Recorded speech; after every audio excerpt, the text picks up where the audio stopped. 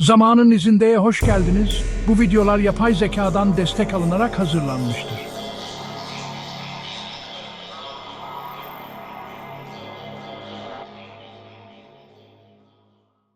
Zamanın izindeye hoş geldiniz. Bu videolar yapay zekadan destek alınarak hazırlanmıştır. Antik Yunan'ın kalbinde, Atina'nın gölgesinde sıradan insanların asla tam olarak öğrenemediği bir ritüel vardı. Bu sadece bir tören değil, aynı zamanda 2000 yıl boyunca Akdeniz dünyasının en saygın ve en korunan sırrıydı.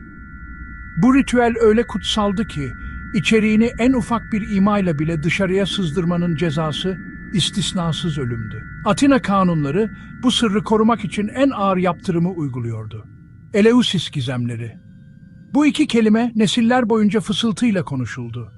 Platon'dan Cicero'ya, imparatorlardan kölelere kadar toplumun her kesiminden binlerce insan aydınlanma ve öbür dünyaya dair bir umut arayışıyla bu gizemli yola baş koydu. Yüzyıllar boyunca on binlerce insan bu törenlere katıldı. Her biri hayatlarını değiştirecek bir deneyim yaşadı. Ancak bu deneyimin doğası tarihin en büyük bilmecelerinden biri olarak kaldı. Çünkü geride neredeyse hiçbir yazılı kayıt bırakılmadı. Katılımcılar gördüklerini ve duyduklarını mezara götürmek üzere yemin ederlerdi. Konuşmak yasaktı. Yazmak ihanetti. Bu sessizlik yemini gizemlerin gücünün ve kutsallığının temelini oluşturuyordu. Peki neydi bu sır? Neden bu kadar önemliydi? Her şey, toprağın bereketini ve mevsimlerin döngüsünü yöneten tanrıça Demeter ile onun sevgili kızı Persephone'nin dokunaklı mitinde gizliydi. Bir annenin kederi, yer altına bir iniş ve yeniden doğuşun vaadi. Bu bölümde Eleusis'in yıkıntıları arasında dolaşacak, antik metinlerdeki ipuçlarını takip edecek ve arkeolojik kanıtları inceleyerek bu yasağın ardındaki gerçeği arayacağız. Çünkü sır olarak kalmalıydı. Ama belki de taşlar fısıldamayı hiç bırakmadı.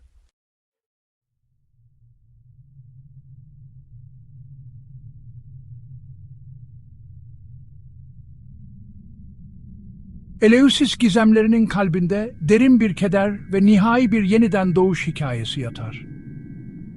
Efsaneye göre her şey, bereket tanrıçası Demeter'in güzeller güzeli kızı Persephone'un çiçek topladığı bir çayırda aniden ortaya çıkan yeraltı tanrısı Hades tarafından kaçırılmasıyla başladı.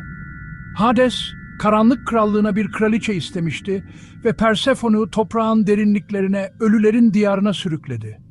Kızının çığlıklarını duyan Demeter'in kalbi parçalandı. Elinde meşalelerle ne gece ne de gündüz dinlenmeden 9 gün boyunca dünyayı dolaştı. Ancak kızından hiçbir iz bulamadı. Bu umutsuz arayış tanrıçanın kederini tüm dünyaya yaydı. Demeter kızını ararken dünya bereketsiz kaldı. Onun yasıyla birlikte toprak da yasa boğuldu. Toprak ürün vermedi, ağaçlar meyve vermeyi kesti, ekinler büyümeden soldu. Bir zamanların cömert tarlaları şimdi çatlamış ve çoraktı. İnsanlar açlığa sürüklendi, tanrılara sunulan kurbanlar kesildi ve insanlığın soyu tükenme tehlikesiyle karşı karşıya kaldı. Bu acı, bu kayıp, bir annenin evladına duyduğu sonsuz sevginin ve ayrılığın getirdiği o kozmik keder, Eleusis ritüellerinin temelini oluşturdu.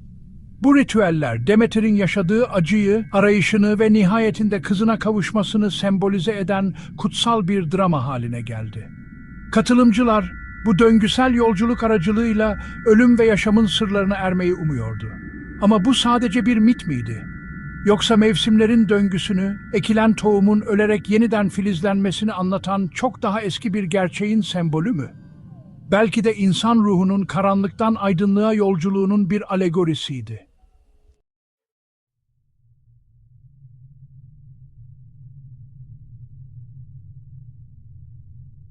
Eleusis gizemlerine herkes katılamazdı. Katılanlar aylarca hazırlanırdı. Arınma, oruç, sessizlik. Tören gecesi yaklaştığında meşalelerle yürüyen bir alay Eleusis'e doğru ilerlerdi. Kimse konuşmazdı. Sadece adımlar ve bilinmezliğin sesi.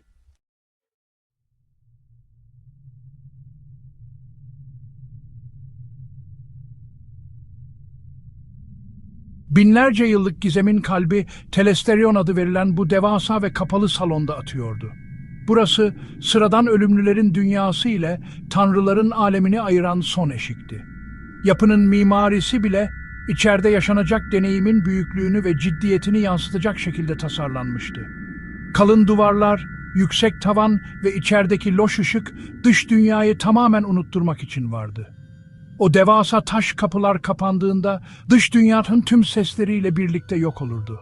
Artık ne rüzgarın uğultusu ne de gündelik hayatın gürültüsü vardı. Sadece mutlak bir sessizlik ve bekleyiş. Adaylar, yani mistisler, ettikleri kutsal yeminle bağlıydılar.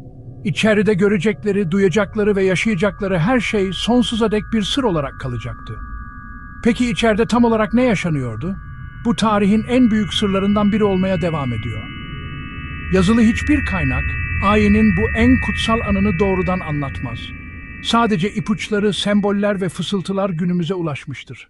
Antik yazarlar bunun bir dran yani yapılan şey, bir legomenon yani söylenen şey ve bir deiknumenon yani gösterilen şey üçlemesinden oluştuğunu ima eder. Bazı tarihçilere göre bu Persephone'nin yer altına inişini ve geri dönüşünü canlandıran sembolik bir ölüm ve yeniden doğuş deneyimiydi.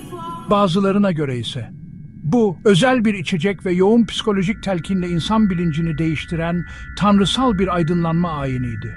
Sonuç ne olursa olsun etki derindi. Katılanların çoğu törenden sonra artık ölümden korkmadıklarını, aksine hayatı daha büyük bir umut ve anla kucakladıklarını söylüyordu. Cicero gibi düşünürler, Eleusis'in insanlığa verdiği en büyük hediyenin bu olduğunu yazacaktı.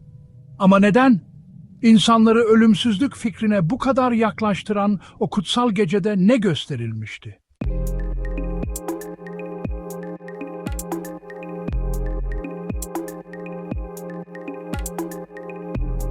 Bazı teorilere göre Eleusis'te bilinç değiştirici maddeler kullanılmış olabilir. Bazılarına göre ise bu sadece sembolikti. Ama şu kesin, törene katılanlar hayatlarının değiştiğini söylüyordu.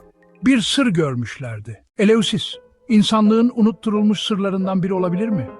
Hristiyanlığın yükselişiyle Eleusis gizemleri yasaklandı. Tapınaklar yıkıldı, bilgi yok edildi. Bugün geriye sadece sorular kaldı. Eleusis, İnsanlığın unutturulmuş sırlarından biri olabilir mi? Unutmayın, her sır bir gün açığa çıkar. Siz de bizimle kalmak için abone olun ve zamanın içinde kaybolun.